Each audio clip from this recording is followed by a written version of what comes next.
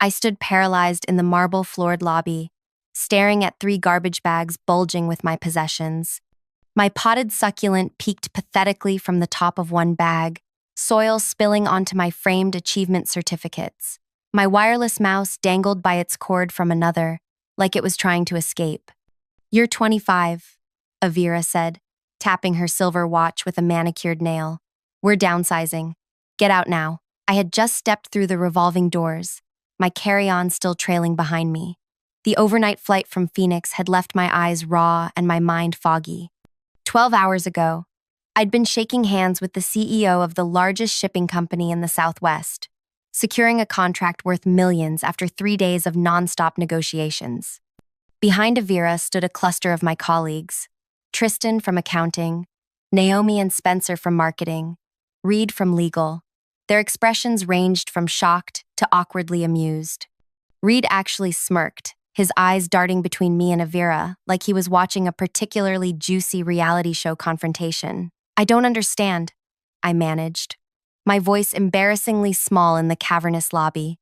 The security guard at the front desk pretended to study his computer screen, but his eyes kept flicking up to watch the scene unfold. "It's simple, Brielle," Avira continued, louder than necessary. "The company is restructuring. Your position has been eliminated. Everything you need is in these bags." The front doors opened and 2 women in sleek business attire walked in, pausing when they noticed our group. Their presence drew even more attention to my humiliation. I felt sweat gathering at my hairline, but the Henderson account, I just finalized. "We'll handle all client transitions." Avira cut me off, checking her phone. "The separation paperwork will arrive by email. Your building access has already been terminated." I reached for my key card out of habit, but it was upstairs on my desk, alongside the notes I'd compiled for Monday's presentation. "My laptop has all my files," I said, suddenly panicking about 3 years of work. "My contacts, my Dishon, company property." Avira smiled thinly. "It has already wiped your personal files to a flash drive." She nodded toward the smallest garbage bag.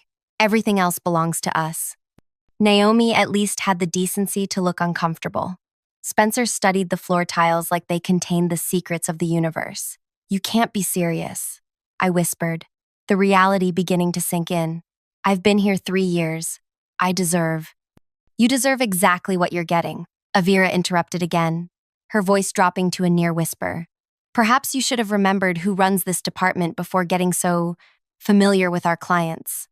The accusation hit like ice water. I'd done nothing wrong except do my job exceptionally well. "You have 15 minutes before I call security," Avira said, checking her watch again. "I suggest you don't make this more embarrassing than it already is." The crowd watching grew as people streamed in for the workday. Some slowed their pace, rubbernecking like passing a highway accident. Others hurried past, pretending not to notice.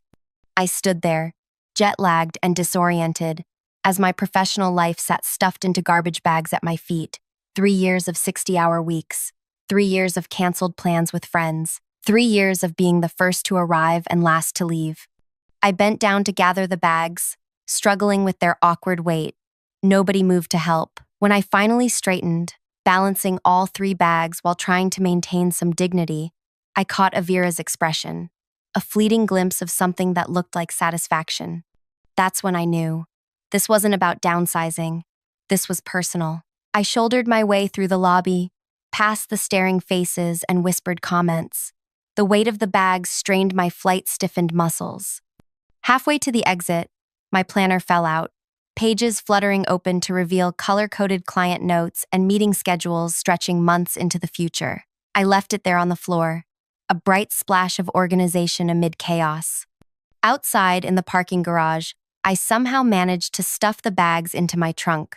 I slid into the driver's seat and gripped the steering wheel until my knuckles turned white. Through the windshield, I could see them all still standing in the lobby, watching me through the glass doors. I started the engine, and then, instead of crying or screaming or peeling out of the garage in a fury of burning rubber and exhaust, I did something that would change everything. I smiled. It wasn't forced or fake. It was calm, knowing. I waved at the cluster of people in the lobby, put my car in reverse, and drove away. None of them realized what they'd just done, but they would. Oh, they would. If you're enjoying this story so far, please hit that like button to let me know. Subscribe to catch the next part and leave a comment below about what you think Brielle might do next. Now, let's continue with our story. My name is Brielle Kerwin, and until 3 hours ago, I was the senior client relations specialist at one of the most prestigious consulting firms in the city. I wasn't always the quiet, competent professional they'd just tossed aside like yesterday's lunch. Growing up in a tiny apartment above my mother's struggling tailor shop had taught me to fight for every opportunity. My mother, with her calloused fingers and determined smile, had drilled into me that education was my escape route. Be so good they can't ignore you, she'd say while pinning hems until midnight. I'd won a partial scholarship to university and worked 2 jobs to cover the rest. 4 years of sleeping 5 hours a night while maintaining a 3.9 GPA had earned me my degree and the attention of several recruiters. When the offer came from Avira's firm, it had seemed like a dream.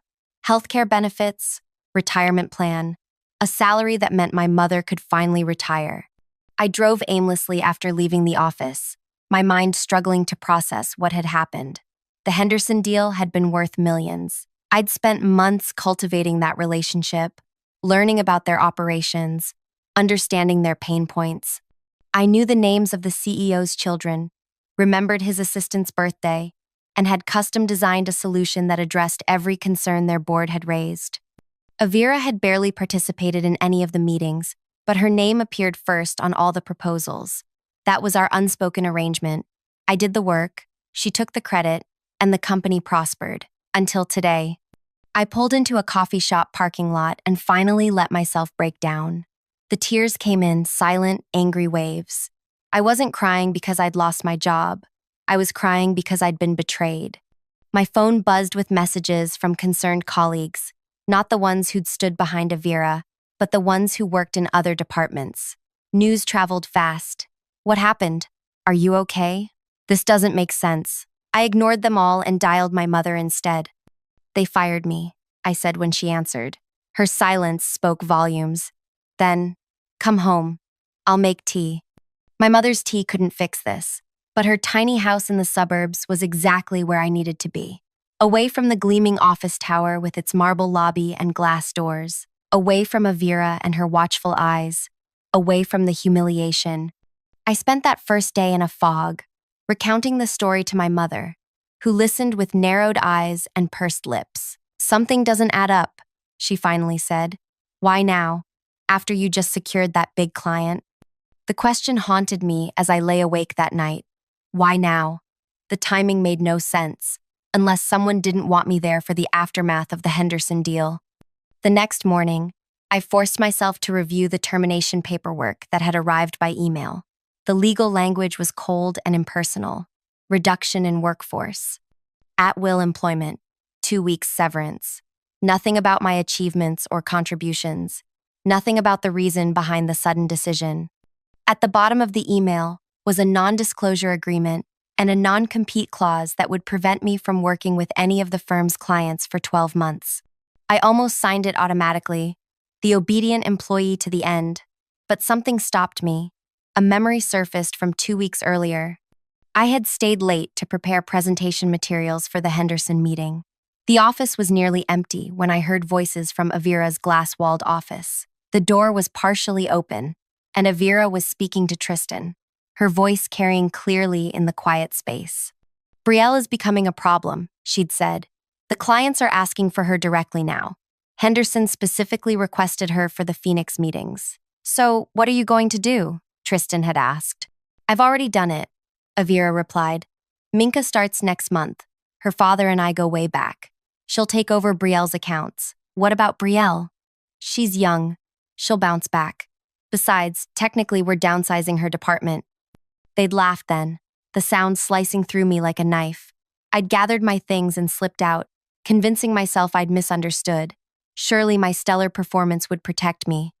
Now, staring at the non-compete agreement, that conversation took on new meaning.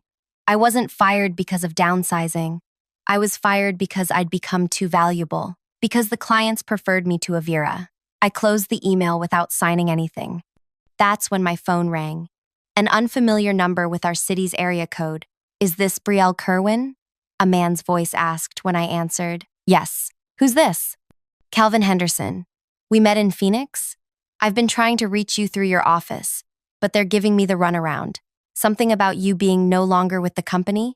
My heart raced. Calvin Henderson, CEO of Henderson Shipping, was calling me personally. That's correct, I said carefully.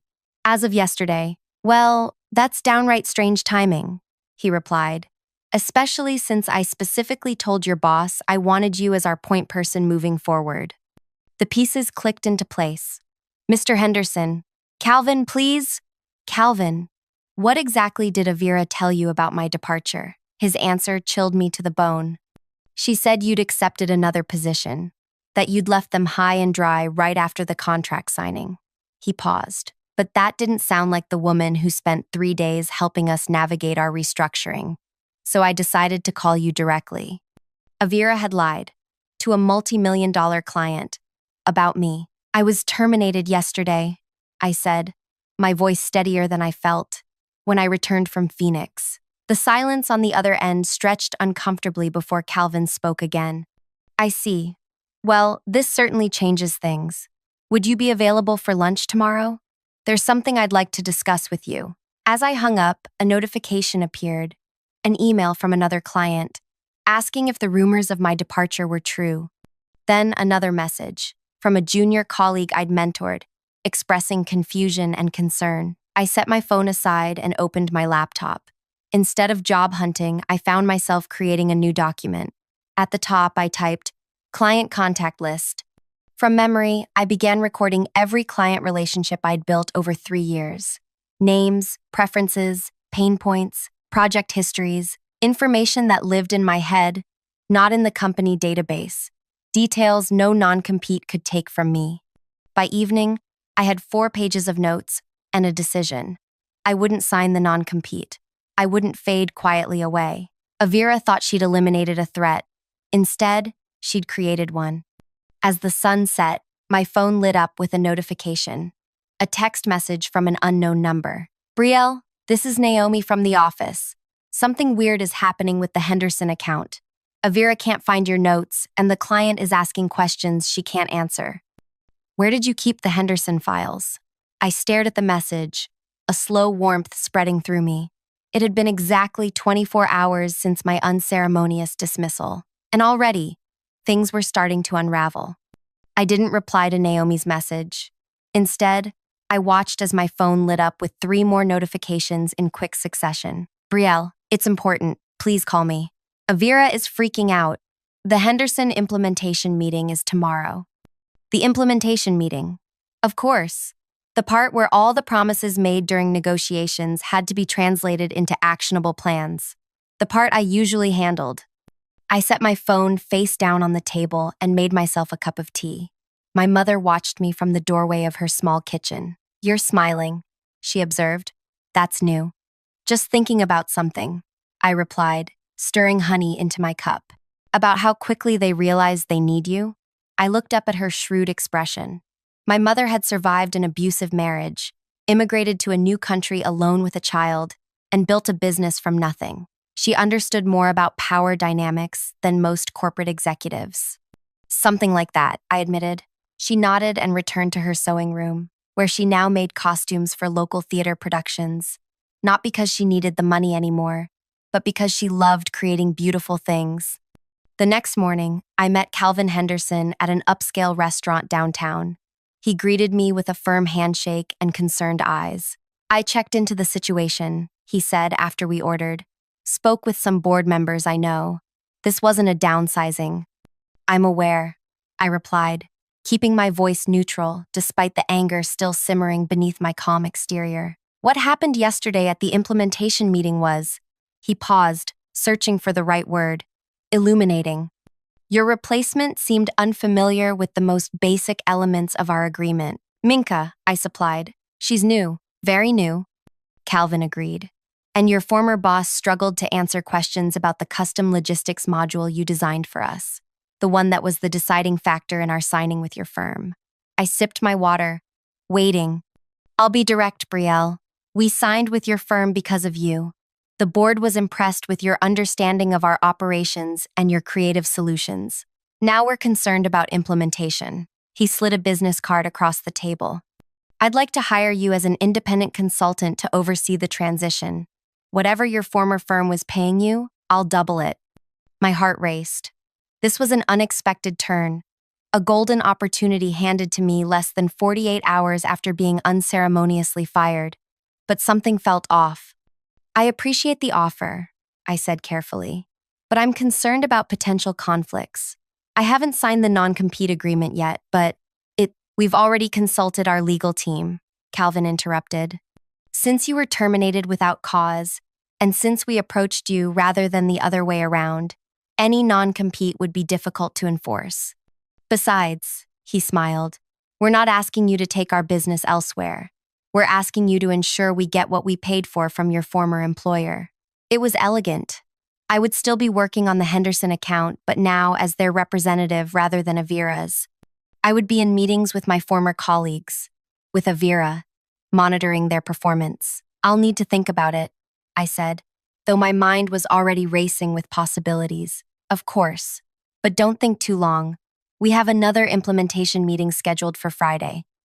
As we finished lunch, my phone buzzed with another message from Avira. Where are the Henderson implementation templates?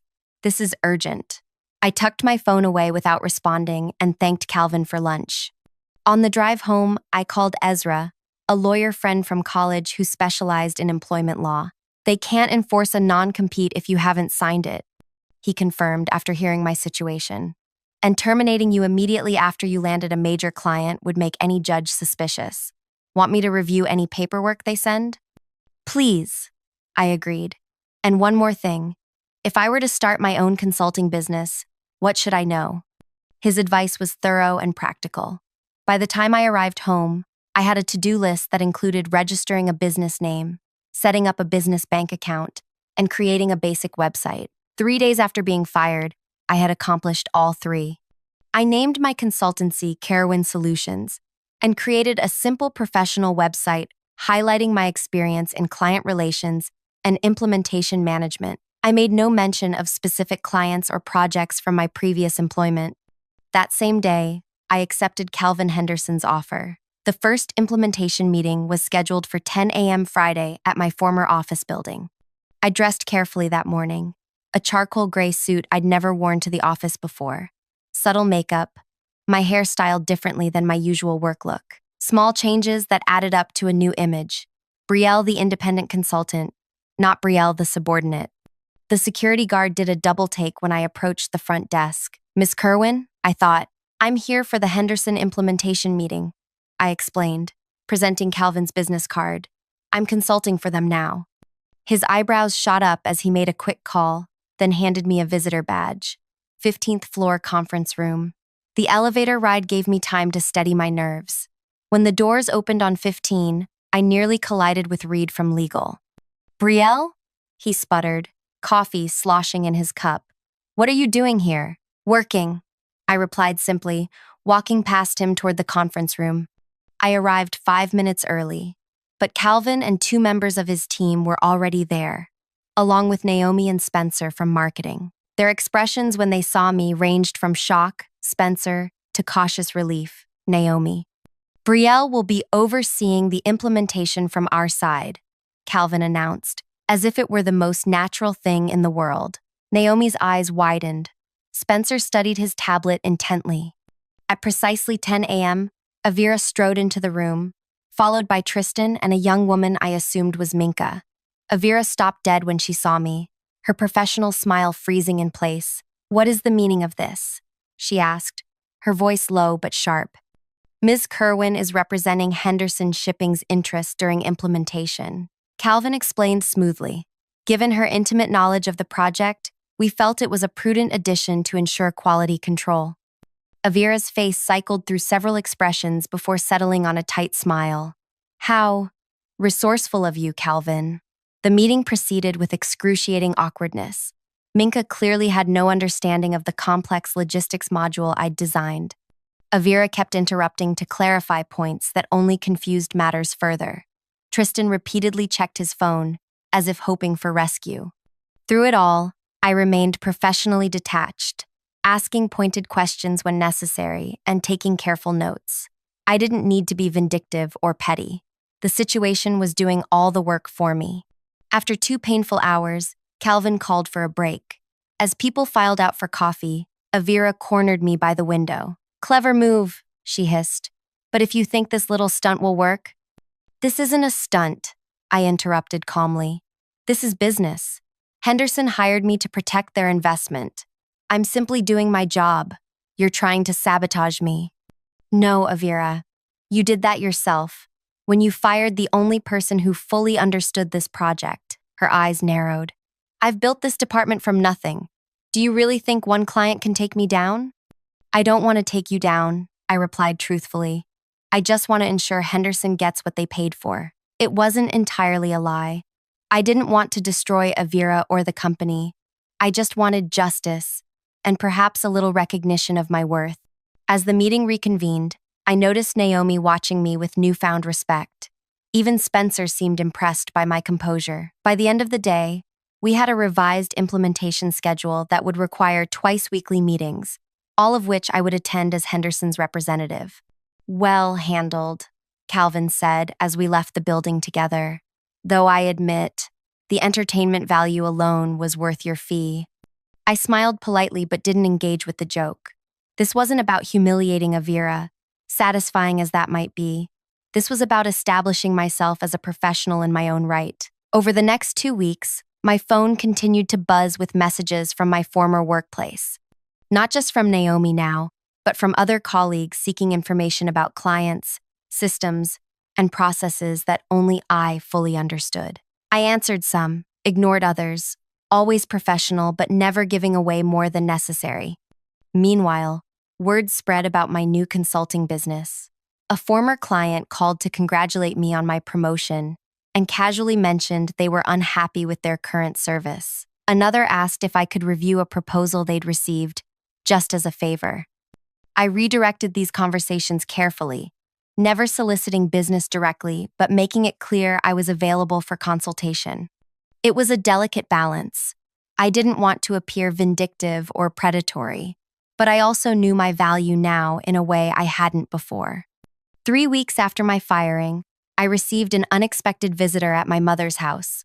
Spencer from marketing stood awkwardly on the porch, clutching a manila envelope. "Sorry to just show up," he said when I opened the door. But I didn't want this going through official channels. Inside the envelope was an internal memo about the Henderson account, marked confidential. It detailed mounting concerns about implementation delays and client dissatisfaction. "Why are you showing me this?" I asked. Spencer shifted uncomfortably. "Because it's a mess, Brielle. Minka quit yesterday. Just walked out in tears after Avira berated her in front of everyone. The client is threatening to cancel, and—" He hesitated. "Avira's blaming you." "Me? I'm doing exactly what Henderson hired me to do. She's saying you're deliberately withholding information, that you're sabotaging the implementation to make her look bad." I handed the envelope back to him. "I'm not withholding anything, Spencer. I'm helping Henderson navigate a system I designed. If Avira can't fulfill the contract without me, that's not my problem." He nodded slowly. "For what it's worth, I think what happened to you was wrong. A lot of us do." After he left, I sat on the porch swing, processing this new information. Avira was growing desperate. Good. But her accusations stung. I had been professional at every meeting, helpful when directly asked. I wasn't sabotaging anything, was I? The thought nagged at me as I prepared for the next implementation meeting. Was I unconsciously making things more difficult? Was I enjoying their struggles too much? I arrived at the office building the next morning with these questions still churning in my mind. But what I found in the conference room pushed all doubts aside. Avira sat at the head of the table, a triumphant gleam in her eye. Beside her was a stranger in an expensive suit. Calvin and his team were already seated, looking uncomfortable. "Ah, Brielle," Avira said with false warmth. "So glad you could join us. This is Dominic from our legal department. He has some concerns about your involvement with this client. Dominic slid a document across the table. We believe you're in violation of your non-compete agreement, Ms. Kerwin. I never signed a non-compete, I replied evenly. It was included in your original employment contract, Dominic countered. Page 17, paragraph 3. He was right. I remembered now. A clause buried in the fine print of my hiring paperwork 3 years ago. A standard boilerplate I'd barely noticed at the time. Calvin frowned. This seems unnecessarily adversarial. Ms. Kerwin is providing an essential service to ensure the successful implementation of the system she designed. Nevertheless, Dominic continued, we must insist that she cease all involvement with Henderson Shipping immediately, or will be forced to pursue legal action. The room fell silent. All eyes turned to me, waiting for my response. I could feel the trap closing around me. If I fought this, I'd be entangled in expensive legal proceedings. If I backed down, I'd lose my only client and my newfound confidence along with it.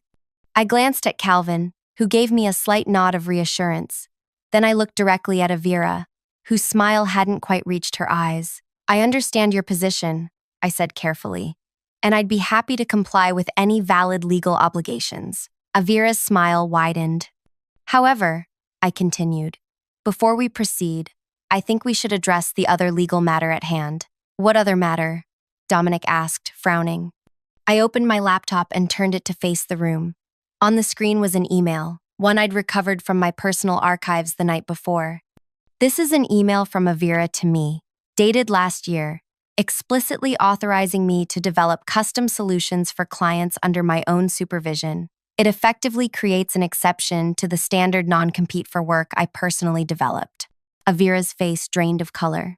That's taken out of context. The context is quite clear. I continued, scrolling to show a series of similar communications.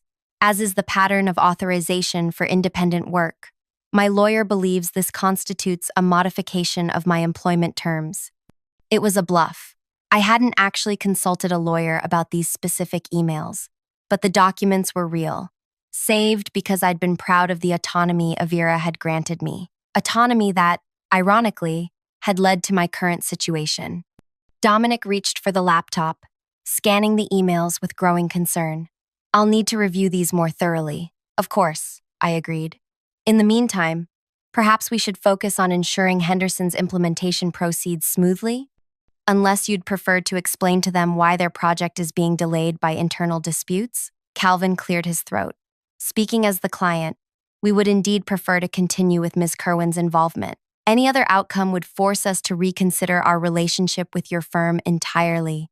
The threat hung in the air like a storm cloud. Avira's carefully constructed trap had backfired spectacularly. After a tense silence, Dominic gathered his papers. We'll continue this discussion at a later date. For now, the meeting can proceed as planned. As he and Avira whispered heatedly in the corner, I caught Calvin watching me with newfound respect. I'd stood my ground.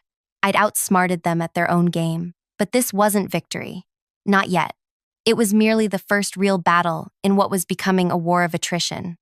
And I was just getting started. The stalemate with Avira continued for the next 2 weeks. I attended every Henderson implementation meeting, providing guidance while carefully maintaining my professional distance. Dominic from legal watched me like a hawk, but never followed through on his threats of legal action. The emails I'd produced had created enough uncertainty to keep them at bay. See, for now. Behind the scenes, however, things were shifting rapidly. My phone buzzed constantly with messages from former colleagues seeking advice or clarification on projects I'd managed. I answered when I could, always polite but increasingly brief. My priority was establishing my own business, not solving their problems for free. Calvin Henderson proved to be more than just a client. He became an advocate. He mentioned my services to other business owners in his network, describing me as the problem solver who saved our implementation. 3 weeks after starting my consultancy, I signed my second client. A week later, a third. Meanwhile, the situation at my former workplace deteriorated. Spencer, who had become an unexpected ally, kept me informed through occasional texts. Second implementation meeting disaster. Client threatening to pull out. Avira presented your logistics model as her own. couldn't answer basic questions about how it works. 3 people quit marketing department yesterday. I took no pleasure in their struggles. Well, perhaps a small amount where Avira was concerned, but I remained focused on building something new rather than watching something old crumble. 6 weeks after my firing, I signed the lease on a small office space downtown. It wasn't much, Terry. Just 2 rooms with large windows and enough space for a desk, meeting table, and small kitchenette. But it was mine. No glass walls for others to peer through. No politics. No Avira. My mother helped me move in, arranging my sparse furniture with the same care she once arranged fabric in her tailor shop. "You need plants," she declared, surveying the empty corners. "Life needs growing things." The next day, she arrived with 3 potted plants, hardy, low-maintenance varieties that could survive my irregular attention. One was a cutting from the succulent that had been unceremoniously dumped into a garbage bag on the day of my firing. I'd managed to salvage it, and now its offspring would witness my new beginning. That afternoon, as I was setting up my new computer system, my phone rang with an unfamiliar number. "Is this Brielle Kerwin?" a woman's voice asked. "Speaking. This is Lyra Westerly. I'm the board chair at your former employer." My hand tightened around the phone. The board chair? In 6 weeks of escalating drama, the board had never been mentioned. "What can I do for you, Miss Westerly?" "I think we should meet in person," she replied. "There are some matters we need to discuss regarding your departure from the company and your current relationship with Henderson Shipping." My stomach clenched. Had Avira finally convinced the board to take legal action against me? "I'm available tomorrow afternoon," I said, keeping my voice steady despite my racing thoughts. "Perfect. My assistant will send the details." After we hung up, I immediately called Ezra for legal advice. He agreed to accompany me to the meeting and spent an hour reviewing my situation, the absence of a signed non-compete after my termination, the emails authorizing my independent work, the circumstances of my firing. "Legally, you're on solid ground," he concluded. "But board chairs don't typically get involved in departmental staffing disputes. Something bigger is happening." The meeting was set for 2 p.m. the next day at a private dining room in an upscale hotel downtown. When Ezra and I arrived, we found not just Lyra Westerly, but 3 other board members waiting for us. No sign of Avira. Lyra, a sharp-eyed woman in her 60s with a silver bob and understated jewelry, stood to greet us. "Thank you for coming, Ms. Kerwin, and you've brought counsel. Very prudent." She gestured to the others. "This is informal, but we thought it important to meet face to face." We settled around the table, and Lyra wasted no time getting to the point. "We've been conducting an internal review of recent events in the client relations department," she began. "What we've found is concerning." One of the board members, a thin man with wire-rimmed glasses, slid a folder across the table. "This contains documentation of systematic credit misappropriation, client relationship interference, and potentially discriminatory termination practices," he explained, "all centering around your former supervisor, Avira Donovan." I opened the folder to find emails, meeting minutes, and performance reviews. A paper trail showing how Avira had consistently taken credit for my work, deliberately kept me from certain high-profile meetings, and planned my termination weeks before the Henderson deal was finalized. "We became aware of these issues only after multiple client complaints following your departure," Lyra continued. "Henderson Shipping was simply the most vocal. Others have expressed similar concerns about continuity and account management." I glanced at Ezra, who gave me a subtle nod to continue listening. "Why are you sharing this with me?" I asked carefully. Lyra exchanged looks with her colleagues before answering. "We have 2 proposals for your consideration.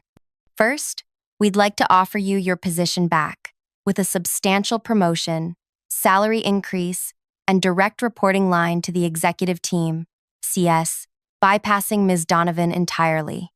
The offer hung in the air like an unexpected gift. 6 weeks ago, I would have jumped at the chance. Now, I waited for the other shoe to drop. "And the second proposal?" Lyra smiled slightly. "Alternatively, we'd like to discuss acquiring your consultancy." That, I had not expected. "You want to buy my 6-week-old business?" "We want to acquire your expertise and client relationships before our competitors do," corrected the woman sitting beside Lyra. Your departure has revealed significant vulnerabilities in our client management structure. Several major accounts are now at risk. Ezra leaned forward. Before we discuss either option, we need clarity on Ms. Kerwin's legal standing. There have been threats of litigation regarding non-compete violations. Those threats were not authorized by the board, Lyra said firmly, and they will not be pursued, regardless of your decision today. For the next hour, we discussed details of both proposals. The return offer included a director-level position with a salary double my previous one. The acquisition offer included a generous upfront payment plus a 3-year consulting contract. We'll need time to consider, Ezra said as the meeting concluded. Of course, Lyra agreed, but we would appreciate an answer within the week. The situation remains fluid. Outside the hotel, Ezra and I dissected the meeting. They're desperate, he observed. Henderson was just the tip of the iceberg. They're losing clients left and right without you. But why acquisition? Why not just hire me back? Because they know you might leave again. This way, they lock in your expertise and eliminate a potential competitor in one move. I spent the next 3 days weighing my options. The money was tempting. Either offer would set me up financially for years, but returning meant working in the same environment that had discarded me so callously. Acquisition meant giving up my newfound independence before I'd truly experienced it. There was also the matter of Avira. Neither option had clarified her status, though reading between the lines, it seemed the board was building a case for her removal. On the 3rd day, as I sat in my new office, staring at the contract drafts Ezra had prepared, my phone rang. Calvin Henderson again. Brielle, have you heard the news? What news? Your former employer just lost the Beaumont account. It's all over the industry forums. Beaumont was their 2nd largest client after Henderson, a relationship that predated even Avira's time at the company. What happened? I asked, genuinely shocked. Apparently, there was a major service failure last week. No one could access the specialized reporting portal your team had built for them. When they called for support, they got a runaround. He paused. Word is, they're looking for new consultants. I may have mentioned your name. After we hung up, I sat in silence, processing this development. The Beaumont account represented millions in annual revenue. Its loss would be devastating, possibly fatal for Avira's department. My phone buzzed with a text from Spencer. Total meltdown here. Avira called emergency all hands. Beaumont gone, blaming everyone but herself. Another piece clicked into place. The board's urgency suddenly made perfect sense. That evening, I made my decision. I called Lyra Westerly directly. I've considered both offers, I told her, and I have a counterproposal. 2 days later, I walked into my former office building, not as a visitor or consultant, but as the newly appointed head of client success, a division created specifically for me that would operate parallel to Avira's department, but with oversight of all major account implementations. The announcement had been made company-wide an hour earlier. Employees stared as I crossed the lobby, whispers following in my wake. The security guard grinned and handed me a new access card, not a visitor badge. Welcome back, Ms. Kerwin. I took the elevator to the executive floor, 2 levels above my previous department. My new office awaited, with windows overlooking the city and a nameplate already on the door. Inside, I found Lyra Westerly waiting. Everything to your satisfaction? She asked. It's a good start, I replied, setting down my bag. The transition team is ready whenever you are. They're eager to hear your plans for the Beaumont recovery strategy. I'll meet them this afternoon. First, I need to address my former department. Lyra raised an eyebrow but nodded. Of course. They're gathered in conference room A for Avira's emergency meeting. Perfect timing. 10 minutes later, I stood outside conference room A, listening to Avira's voice through the door as she outlined desperate measures to prevent further client defections. Must all pull together to weather this storm. I've prepared individual client retention assignments. I pushed open the door. The room fell silent. 20 faces turned toward me, some confused, others hopeful, a few wary. Avira stood frozen at the head of the table, presentation clicker in hand, her carefully applied makeup unable to hide her exhaustion. Brielle, she managed, recovering quickly. I heard about your new position. Congratulations.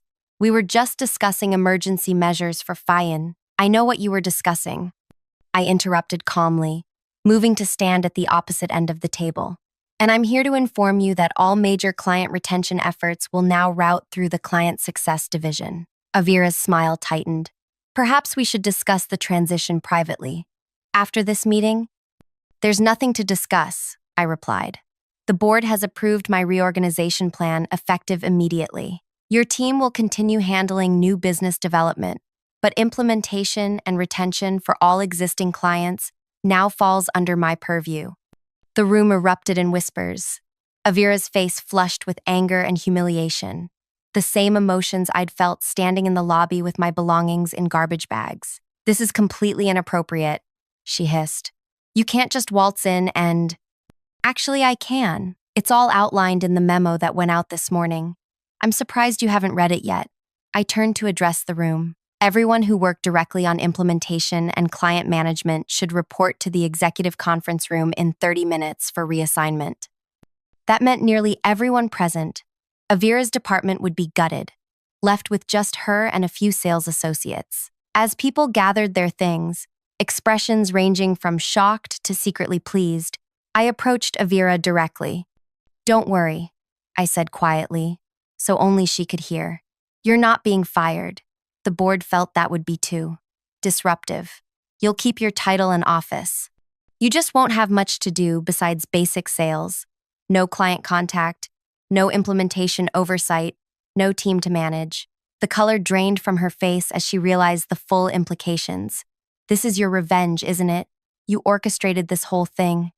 I smiled, the same calm, knowing smile I'd given her from my car that day in the parking garage. I didn't orchestrate anything, Avira. I simply became so good they couldn't ignore me. I gestured to the nearly empty room. Everything else is just the natural consequence of your decisions. I turned to leave, then paused at the door. Oh, and don't bother looking for another position in this industry. I haven't said a negative word about you to anyone. I haven't had to. Your reputation has spread all on its own. In the hallway, I took a deep breath. This wasn't about cruelty or vindictiveness. This was justice. Avira would keep her job and salary, just as I'd been left with mine. But she would know, every day, that her power was gone. Her influence evaporated. Her future stagnant. She would sit in her glass office, watching as I rebuilt what she had tried to destroy. She would witness clients who once barely acknowledged her now seeking me out specifically. She would see her former team thriving under my leadership. And she would understand, finally, that the quiet, competent woman she had discarded so carelessly had been the foundation holding everything together. My revenge wasn't taking her job or ruining her career. My revenge was succeeding where she had expected me to fail. My revenge was becoming undeniable. Within 6 months, our client retention rate rose from 68% to 97%. Implementation complaints dropped to near zero. The Beaumont account returned, along with 3 others that had been considering departure. Our team expanded, adding specialties and capabilities that attracted new business across sectors. Avira remained in her glass office, handling basic sales calls and preparing reports that few people read. She never quit. That would have been admitting defeat. Instead, she adapted to her diminished role, occasionally attempting to insert herself into client relationships but finding no traction. A year to the day after I found my belongings in garbage bags, the board promoted me to Chief Client Officer, a new C-suite position, created to recognize the transformation I'd led. The announcement was made at the annual company meeting, with Avira sitting in the back row, politely applauding with everyone else. As I took the stage to accept, I caught her eye briefly. There was no anger there anymore, just a resigned acknowledgement of what we both knew. Her greatest mistake hadn't been firing me. It had been underestimating me. That evening, as I prepared to leave my office, I found a small package on my desk, a potted succulent with a simple note, from one survivor to another. Mom. I placed it on my windowsill beside the offspring of my original office plant, the one that had been dumped in a garbage bag, yet somehow survived and thrived, just like me. If you enjoyed this story of resilience and professional revenge, Make sure to hit that like button and subscribe for more gripping stories of triumph over adversity. What would you have done in Brielle's position? Share your thoughts in the comments below. Remember, sometimes the best revenge isn't about destroying others, it's about building yourself into something they can't ignore.